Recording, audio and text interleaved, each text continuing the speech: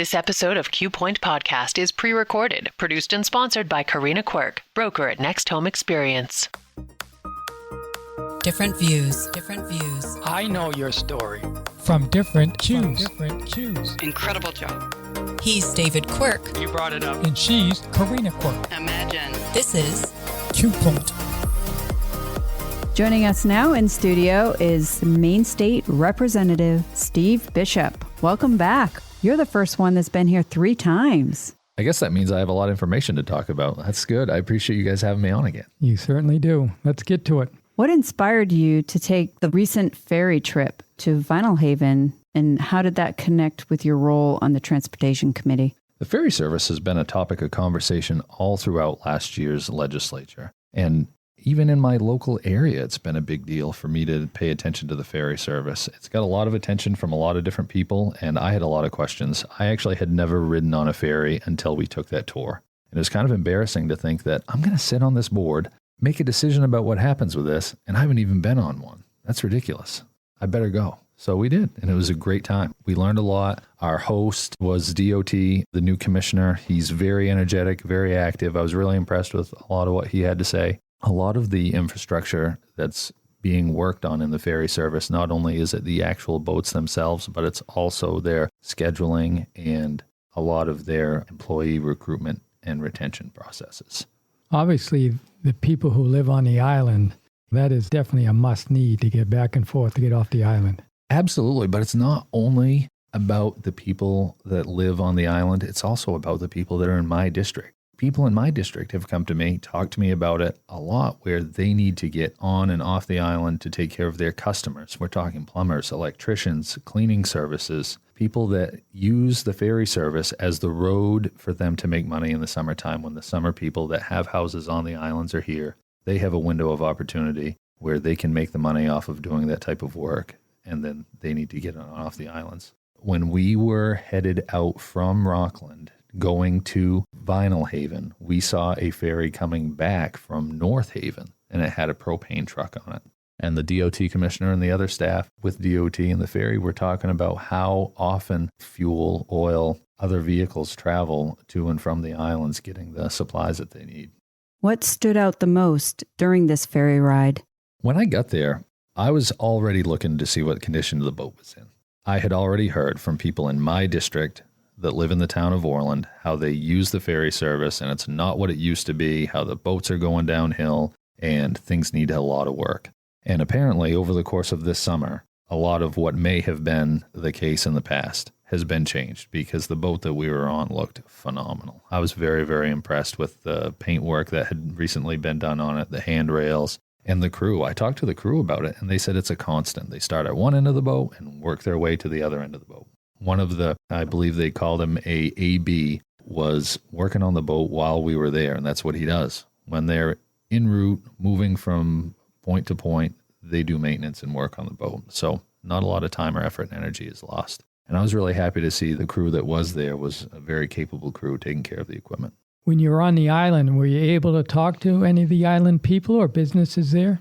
We were there for about an hour and 15 minutes, and we went to a restaurant for lunch. We did not try to bring attention to ourselves to talk to a lot of the people about the ferry service. We were there. I was wearing a Carhartt jacket and just the normal clothes I'd normally wear. I wanted to see how things would operate without anybody having a heads up to make anything better or worse one way or the other. Just wanted to see how the day-to-day operation would go without anyone knowing who we were and what we were up to. Well, after experiencing the ferry firsthand, what personal takeaway will shape how you approach the ferry policy going forward?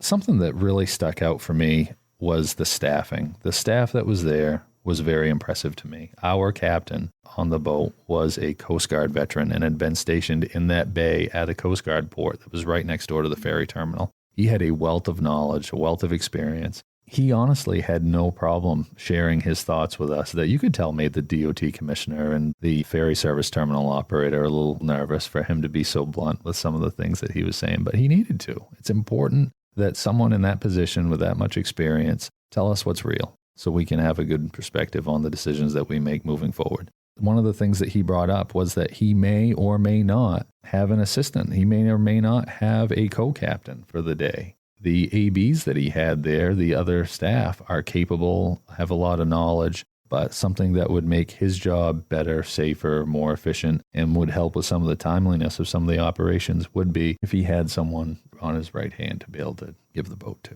Another element that we realized during the course of our trips and everything, we were talking about the weather, cancellations, and what happens with the ferry service when they can't make the routes because of weather. If you exclude weather, the Maine ferry service operates at a 99.4% efficiency rating. That blew my mind. So for breakdowns, any other mechanical defects or personnel issues, anything like that, excluding weather, they still operate 99.4%. That's great. I wish my business or a lot of our businesses could operate at 99.4%. Great consistency right there. Certainly is. I feel like a lot of the complaints that could or have been made from the ferry service in the past, really it narrows down to staffing. The new DOT commissioner that we just recently have seems to be picking up where the previous DOT commissioner had left off. I recently got a report where there were a lot of job postings that have been posted with the ferry service that are currently being filled. There are interviews being done currently. There are resumes that are being processed. So we have a really good attention to this issue that has been slowing things down in the past. And this is a joint effort from both commissioners. It looks like there was a really smooth transition from the time that the previous commissioner left and handed things over to the commissioner we have now. So on a particular boat, how many crew members are there? There was 4 on this one. 2 were down on deck and 2 were up in the, I'll call it the wheelhouse where things were operating. You are listening to Q Point Podcast. I'm Corenna Quirk, co-hosting with my husband, David Quirk, and we are having a conversation with Maine State Representative Steve Bishop. Looks like we have LD 1186, an act to direct the Department of Transportation to study ferry service to Monhegan Island, and also LD 447, an act to expand ferry service to Matinicus Isle. What can you tell us about this? Yeah, an angle that I thought of that when we were looking at expanding the ferry service runs to and from Monhegan Island or Matinicus Island, the year-round population is 69 people on Monhegan Island and Matinicus is 53. So if the summer traffic has increased that much that we need more runs, my question is, what is it doing for us locally? If we're here year-round and we're the ones paying and footing the bill, hopefully the overall impact to our economy is enough to make it worth our while to expand these runs. That's the purpose and my thought behind supporting the study behind these. When operating the ferry service, something DOT has to keep in mind is that the ferries are a road. They are a road between the mainland to the islands. They are the road between the mainland and the communities. And it's a road that is used by both people on the mainland and the islands. So for some, it's a way of life. For some, it's a support system that they use to support their businesses to be able to do the kind of work that they do with their businesses. So the cost of this road, I'll call it, being a ferry, is exponentially higher to operate per pupil when you calculate it by the people that live on the islands, per residence, year-round.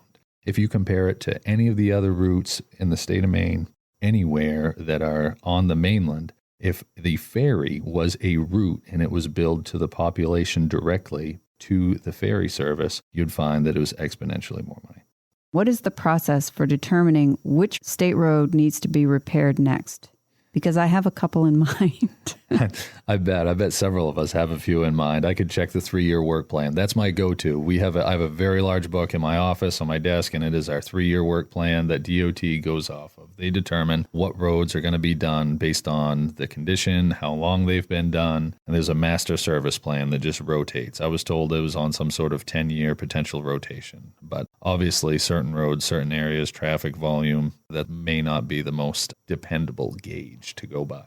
But that 3-year work plan for us, something that I learned this round was fascinating to me about the paving end of life, is that it costs anywhere from $30,000 to $40,000, I was told, for a single mile of light capital paving. For someone to come along, a contractor to come along, DOT to hire someone and say, we're going to pave this mile of road, $30,000 to $40,000. Goes over the existing road, whether they do shoulder work or not, who knows, but that's the gauge. If that road had to be excavated, ripped up, rebuilt, redone, you're not talking $1 million a mile. That's the rule of thumb for this. So that's why it's so important to appropriately fund the highway fund so we can stay ahead of this. So we don't have to spend $1 million a mile rebuilding things. We want to maintain it. So we all want to do with a lot of our stuff. You maintain things so you don't have to spend more money in the long run later. What about bridges? Same plan? We've had a lot of questions about bridges, and that's probably one of the things I know the least about. However, the Deer Isle Bridge has been a major topic, and a lot of it is going to depend on engineering for where the placement of the bridge is going to go. How do you keep that road open and build a new one? When they replaced the Penobscot Narrows Bridge, it was very easy. It was easy to say, we're going to build a bridge right next to this existing bridge. But if you look at the span and the logistics of the bridge that is there in Deer Isle, I don't know what the answer is to that, how that's going to work. Well, that's a very good point, because there's really only the spot that it's in at the moment. Correct. And I don't know as far as the tidal ends or how they're going to move the road as far as the business that's on the other side. There's docks there. There is a parking area. Maybe they could use that. So there's going to be some serious logistics that are going to need to be worked out. Is that bridge on radar to get done eventually? It was a topic of discussion. So I noticed there's several carryover bills. What does that actually mean? I'm just learning what that means too, so I'm glad you're curious about it. My perspective is probably different than most. A carryover bill is when you're in your first regular session of a legislative session, and it gets carried over through the course of the summer, in my mind, for work to be done, for people to do what they need to do to make the bill better. So in the second session, we can come in and make it better and do what we need to do to make it effective and appropriate for the people of Maine.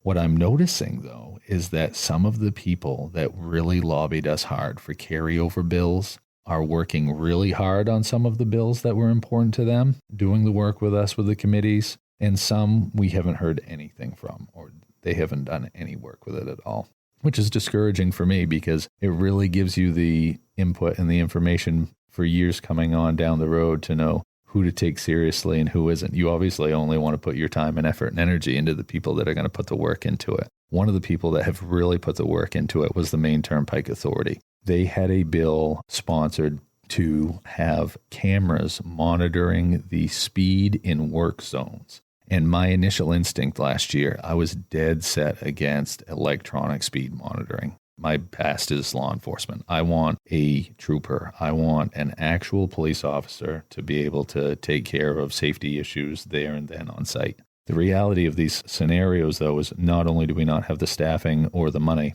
but some of the logistics of that officer can't be everywhere at once. The speed enforcement with the cameras and the way the bill has got worked out and some of the criteria have made me a little more comfortable with the idea of having electronically controlled speed monitored zones. Part of that for me was signage. In committees, we had discussed a sign that says, "You are now entering a photo enforced speed control zone." Tell people, if you don't want your photo taken, don't speed. And on the other side of that, it's very important for the state to get a handle on a lot of the accidents that have happened on the turnpike in the last year. There have been major accidents and major safety issues on the turnpike, and it has deterred contractors from wanting to work for the state or take on these bids, which has driven up the price of getting work done on the turnpike. So if we're going to make it safer, we have to do something. And this is the most reasonable angle that you could really see something having an effect and taking place. It's been carried over? That is a carryover bill. That's something that we worked on this year. In the course of this summer, from the first regular session to the second regular session, several of us legislators from the Transportation Committee went down to different work sites that we needed to lay eyes on and get a visual for the cones, the time, distance, and I'll call it shielding scenarios that they use, the concrete barriers for the workers, to get a really good eyes-on look at the speed of the traffic and what was happening with the construction sites. So what I've really enjoyed this summer with some of the bills that have been carried over is that we've actually done work. We have coordinated, emailed, had conversations, and done site visits to put something together that's reasonable. I was a no when this first came out. I didn't like the idea. And over the course of us working on it, we've got the signage, we've got appropriate notification, we've put the work into it to both make the work zones safer for the workers, less expensive for the state to spend money on to continue to get bids to get the work done. It's worth it to put the work into. But some carryover bills, the entities that wanted it have not done any work. And that's been very discouraging. I even made one phone call to one of the lobbyists and said, where are we at? What's happening? What are we doing here? And it's crickets. So moving forward, I'm going to have a hard time with the idea of a carryover bill. I'll probably just ask him, are you actually going to put the work into it to make it worth our while or not? When we get back to committee, when our session kicks back up again, in committee we'll have these different bills that will come back to us. And we have asked for more information. We've asked for a report back. We want more information to make a better decision. And I am in hopes that many of those people and many of the agendas and agencies that requested these things have more information and have what we need to make a better, more informed decision. What other legislative work have you been working on? We've been working on all kinds of stuff. When I say we, I mean, I've got a really good support system with the town managers, the town council members that I am in constant contact with for all my towns. I do a lot of constituent work. One of the things that we just did recently was myself and one of the senators from my district, we took a tour of Home Co-op, Home Incorporated in New Orleans.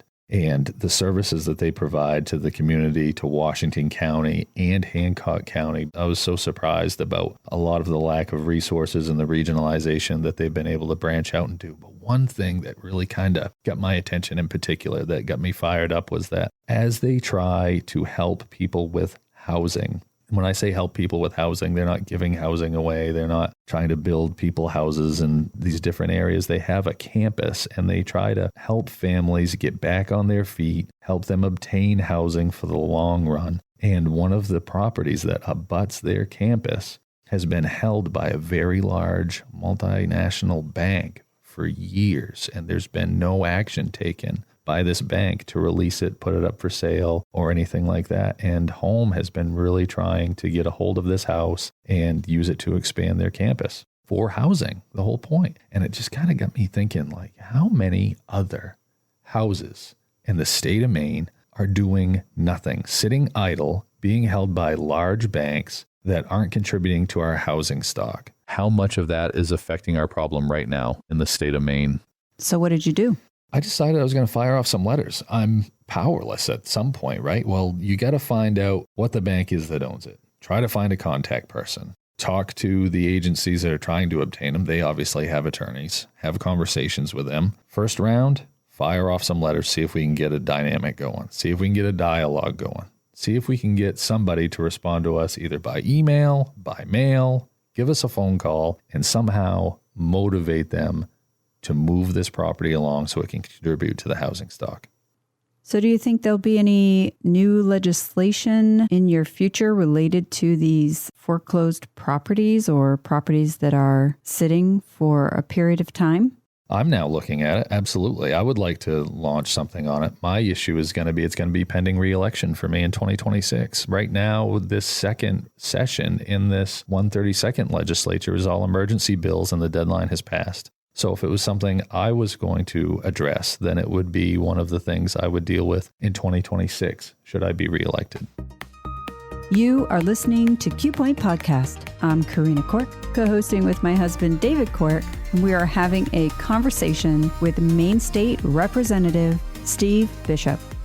So it's campaign season. You mentioned it. Are you hearing from gubernatorial candidates wanting to tour your town? And I mean, that is a thing. It is a thing. I think I've heard from just about everybody. I really do. I'm still working. I'm running a business Monday through Friday, even the weekends. I'm a business owner. And the way I look at it is, for me to have time for them, they got to have time for me.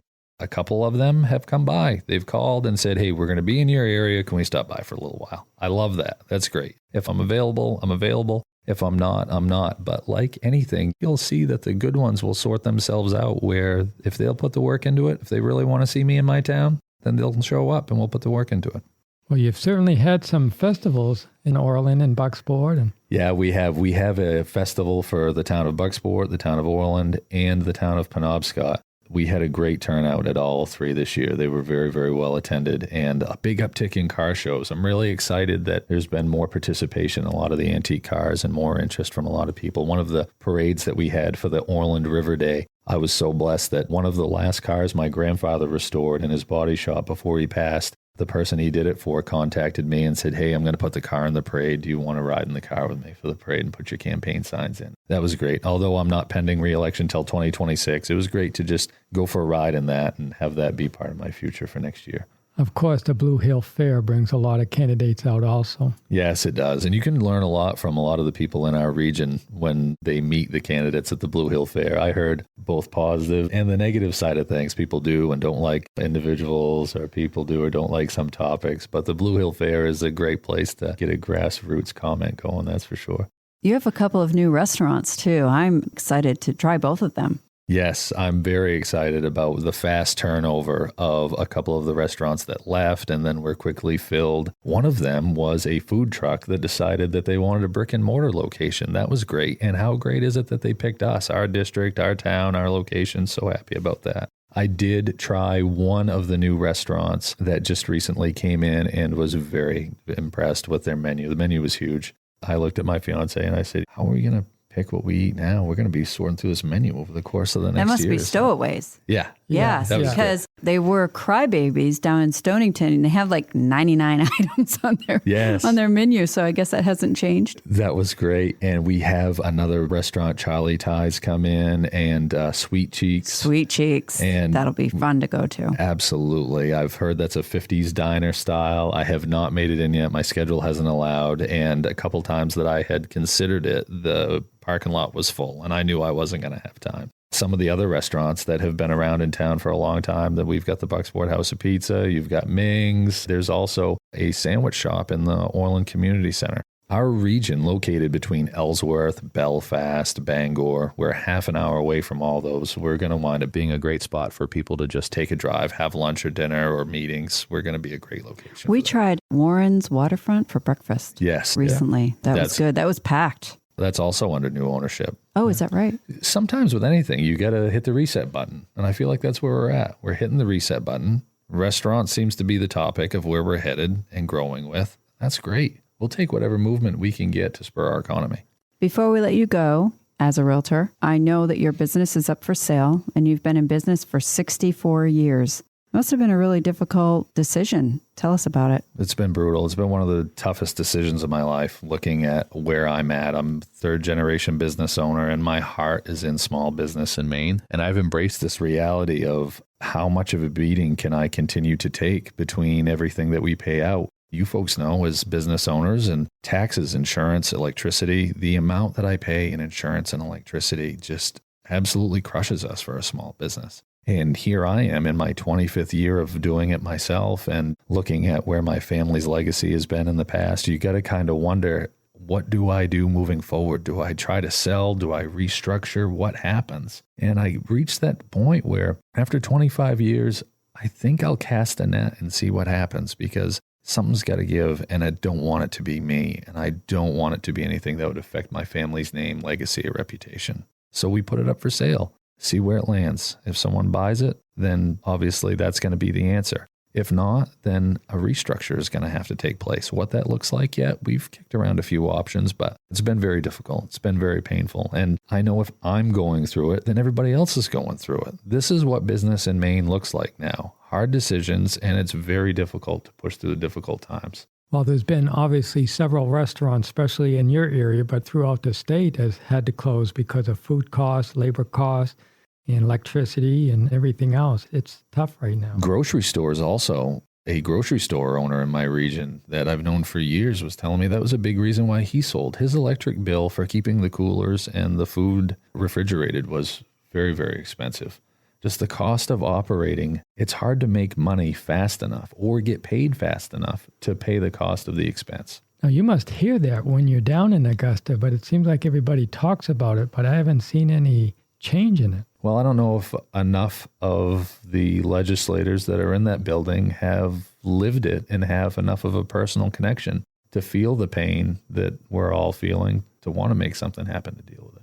So this next election year in 2026, there are so many legislators that are terming out. So for me as a first-time legislator and as passionate as I feel about my business and about the state of Maine and the quality of life that we have here, I hope that so many people in the state will take a look and say there are openings for state legislator positions, for senators, for state representatives, and it will motivate them to get involved and to take action on these things that are hurting us. I hope this, I'll call it pain, but these difficult lessons that I have had to live in business are things that we as a state can just pull through, get it together, and pitch in, move on, live our lives, and make Maine what it is all supposed to be, a great place to live. Well, thank you again so much for joining us. I think we're going to officially call you a regular at this point with 3 times, and we appreciate it. It's always a pleasure. I like that idea. That's great. I hear so many of the other people that I work with on this podcast, and whether it's the Republican Party or the Democrat Party, they're all people that I talk with on a regular basis. And it's really comforting for me to listen to everyone's perspectives here, but also the people that I know. Some of my best, most successful constituent work has been done with people from the majority party, from the Democrat Party, having to reach across the aisle and get things done. A lot of the commissioners and a lot of the other state representatives. Locally, the politics has been fairly minimal for us because we leave all the big scale politics out of it. A lot of us feel that Maine is too important to get tied up in a large scale agenda, and everything that you guys are pointing out here on this podcast and showing a lot of people's different perspectives really helps my point of view, and showing that to everyone else throughout the state that we've got too much function to discount by bringing a lot of the party politics into it. Well, thank you very much. I know you're a busy person, so we do appreciate it. Yeah, thanks for having me. You've been listening to Q Point. Follow us at qpointpodcast.com or on your favorite streaming app. This is where you can get the news from the people who make the news. Make sure to join us next time. We hope you tune in. Q Point Podcast invites guests and candidates from all parties to join the conversation. The views, information, opinions, and comments expressed during this program do not necessarily represent those of the host, Q Point Podcast, associates, affiliates, and CQRE LLC. Thanks for being a part of the conversation. Catch every episode at qpointpodcast.com or wherever you stream. Tune in and tell your friends.